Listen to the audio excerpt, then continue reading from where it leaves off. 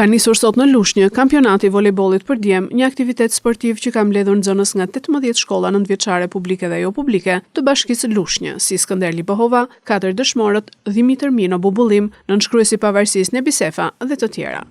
Ky aktivitet organizohet nga Qendra Kulturore e Fëmijëve në bashkëpunim me Drejtorinë Vendore të Arsimit Parauniversitar me mbështetjen e bashkisë, duke synuar promovimin e sportit dhe jetës së shëndetshme tek të rinjt, si dhe nxitjen e frymës së garës dhe bashkëpunimit mes nxënësve. Ndeshjet po zhvillohen në palestrën e shkollës Fotopuka, ku që në ditën e parë është vënë re një interes i lartë dhe një atmosferë mjaft entuziaste nga pjesëmarrësit. Sot u zhvilluan 3 ndeshjet e para eliminatore, të cilat u karakterizuan nga loja e bukur dhe rivaliteti sportiv mes ekipeve.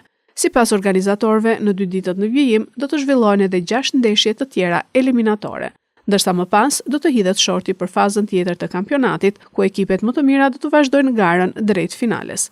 Gjatë gjithë aktivitetit janë marrë masa për mbarvajtjen dhe sigurinë, ku të pranishëm kanë qenë edhe punonjës të policisë bashkiake, si dhe të shëndetit publik. Ky kampionat pritet të zgjasë disa ditë dhe të kulmojë me shpalljen e ekipit fitues, duke i dhënë një tjetër shtys zhvillimit të sportit në shkollat e Lushnjës.